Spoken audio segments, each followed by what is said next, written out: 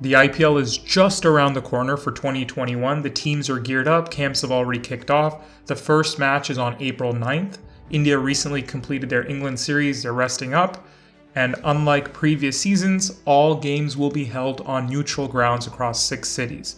Matches will start taking place in Mumbai and Chennai for the first leg of the season from April 9th to April 25th. Afterwards, matches will take place across Delhi and Ahmedabad from April 26th to May 8th. May 9th to May 23rd is in Bengaluru and Kolkata. Playoffs and finals again will be back in Ahmedabad between the 25th to the 30th of May. What this means is Mumbai will not be playing at the Wankhede Stadium. CSK will not be playing in Chennai. RCB will not be playing in Bangalore. KKR would not be playing in Kolkata. There's no team from Gujarat, so that's where the IPL playoffs and finals will finish.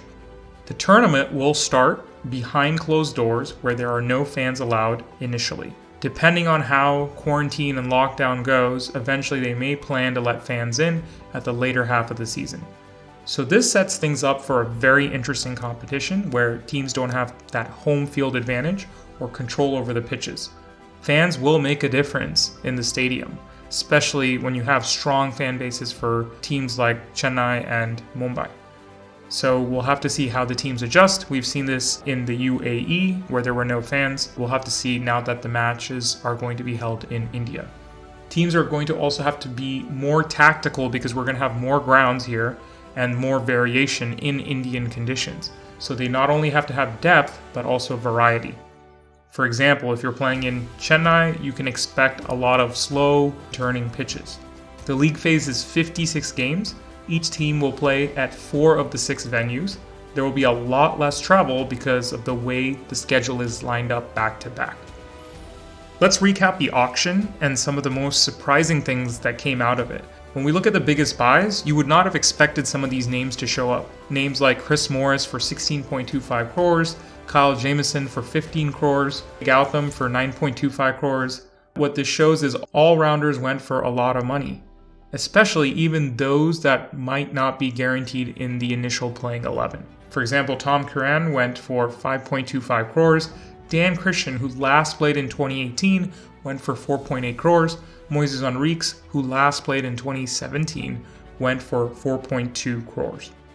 Players like Jason Roy, who's a big white ball cricketer, Alex Hales, who was actually the second highest T20 run scorer since 2019, Aaron Finch, the Australian captain, Evan Lewis, who was previously sold for 3.8 crores, none of them got a single bid. Afterwards, Jason Roy subbed in as a replacement for Mitchell Marsh when he ruled himself out for the Sunrisers. Steven Smith went from 12.5 crores to 2.5 crores this season. Some of the South African players won't be back in time to start for the first 1 or 2 games, so that's Quinton de Kock, Lungi Ngidi, Rabada. They're going to miss their opening games and potentially the second game because they are finishing up their series with Pakistan right now. Now let's look at the playing 11 and the best possible combinations that we might see. Starting with the Sunrisers, I would see the opening lineup being David Warner and Riddhiman Saha, followed by Kane Williamson, Manish Pandey at 4, Kedar Jadhav at 5, Abhishek Sharma at 6, Jason Holder at 7, Rashid Khan at 8, Bhuvneshwar Kumar at 9, Sandeep Sharma at 10, and Natarajan at 11. When you think about the strengths for the Sunrisers, their bowling department has usually done well. When it comes to weaknesses, if their top order doesn't fire, their middle order can crumble sometimes to really low scores, or they are not able to chase down straightforward scores. The addition of someone like Kedar Jadhav, who's done well in domestic recently and is hungry to prove himself, is going to be a great addition. Having to sit out Johnny Bairstow is tough given he's in such great form from the England-India series recently. You also have good backups like Virat Singh, great addition in the middle order. You have Abdul Samad, who's a big hitter, big striker. So depending on the conditions, Shahbaz Nadeem can also fill in for if they need an extra spinner on a turning pitch.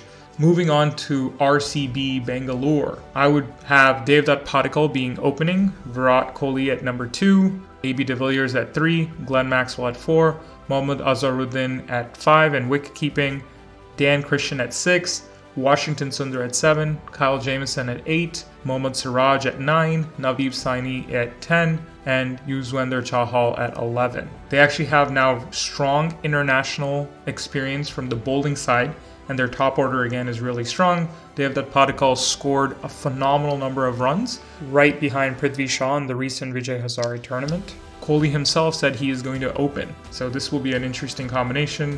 Mohammad Azharuddin has had runs. Glenn Maxwell went for a lot of money this time around too. Last time he went for 10.75 crores, this time he went for 14.25 crores.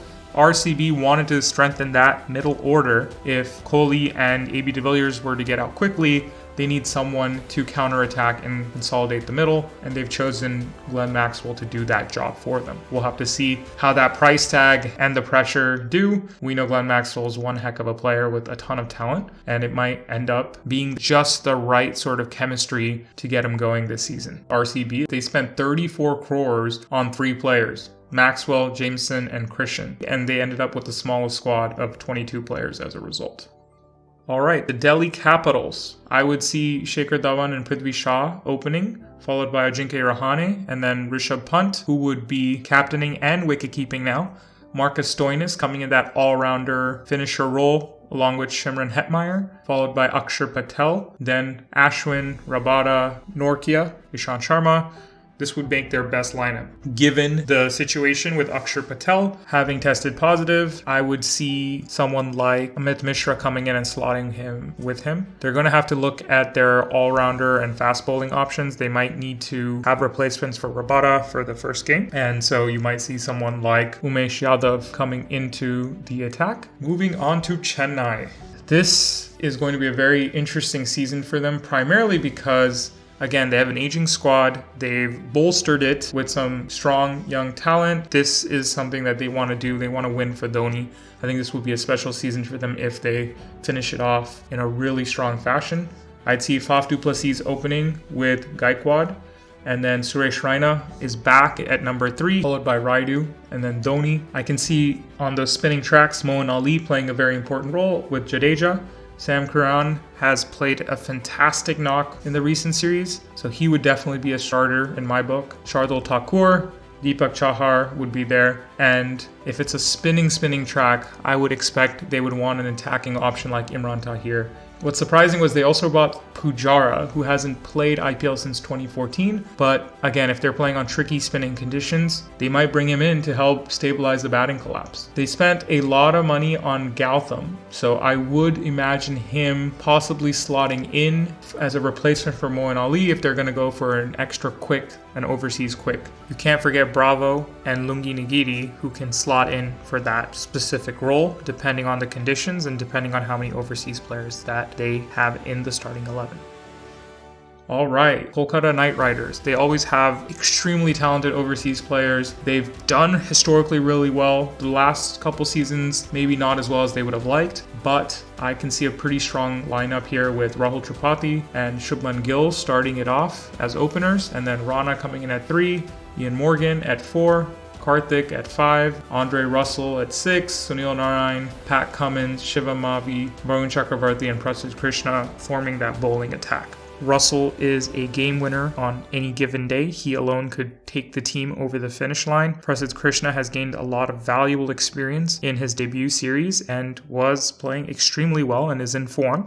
They also have smart strategic backups for players like Sunil Narayan. In case he doesn't perform, Shakib can slot into that role. And if it's an extremely sprint-friendly pitch, they can bring in Harbhajan and his wealth of experience into the mix as well.